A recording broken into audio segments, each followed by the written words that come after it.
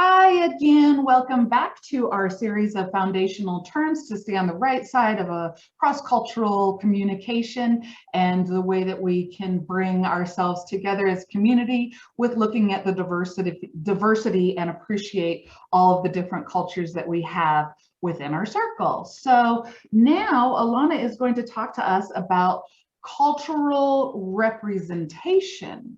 These all sound the same, but there's so many little nuances. So representation, talk to us about that. What is that? And give us an example. So representation, especially in our modern world, can mean representation in government, or more accurately, for what I think most people would understand it as, is our artistic likeness or image. So we've all heard recently representation matters. I think Netflix actually has something on their platform that's literally called the Representation Matters collection. And so it's basically stories about people that are not in the majority. So things like, for a perfect example of this is when Black Panther came out. African-American children in America, and quite frankly, all over the world, finally had their choice of being a superhero instead of a sidekick or a villain. And that was huge, to have these children finally feel represented in a positive way and in a powerful way. You also had Black Panther, his sister Shuri, showing girls that you can be Black and smart and funny and quirky and wonderful. And that was a really positive representation as well. The other really good example that I've come across recently is a TV show called Warrior that was based on the writings of Bruce Lee. And it's about the struggles of Chinese immigrants in the 1870s in San Francisco. And there is a massive amount of erasure of that part of America's history, with Chinese immigrants especially. So I thought that that was a really cool thing to see, and to have all of these things coming out now, where you're seeing biracial people, you're seeing people of Asian descent, people of African-American descent being heroes and being put in power and having that representation in our houses of Congress and the Senate as well. Those are really, really big things, because it makes younger generations in those communities say, hey, I can do that too. I love it. I love it.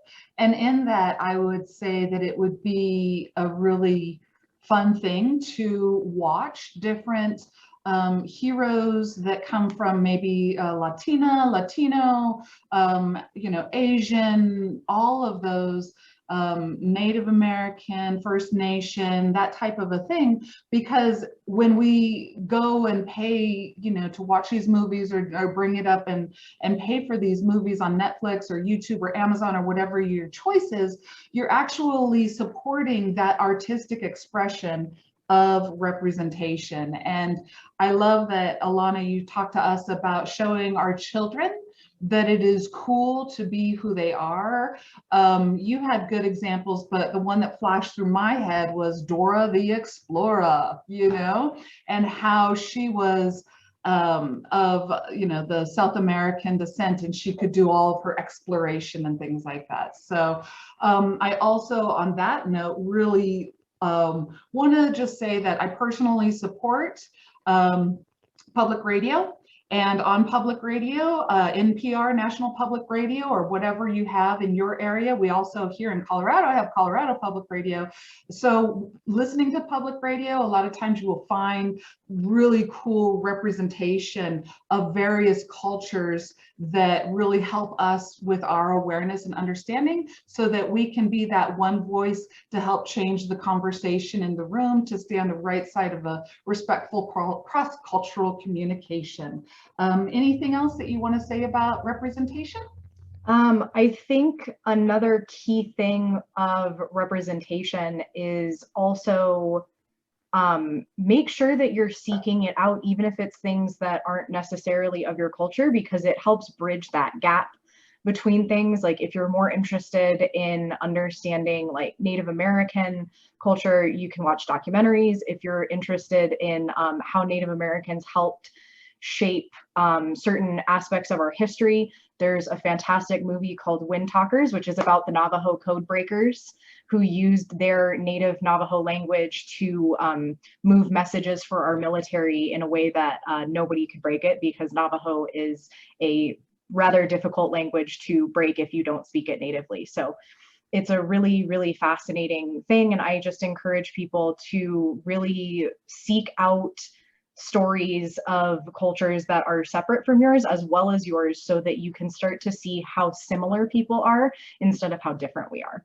I love it. And thanks for bringing up the Navajo code talkers. The Navajo language is one of the more intense languages to learn.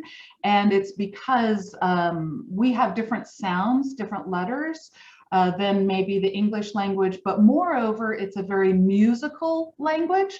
So there is the same word would be for like bandana as it would be for belt, but at the end of the bandana word, you go bandana, and then at the end of the belt word, you go bandana. It's because the language actually points you to what it is. So I just wanted to share that with you, a little bit of education with regards to that. And so that's why it was another, you know, thing with the code talkers. And I love that movie, although I do not directly know if I am related to a code talker. I can tell you that one of the characters within the movie, his name is Ben Yazzie, and my maiden name is Yazzie. Self promo, just kidding. Anyway, so I look forward to the next video, and thank you so much.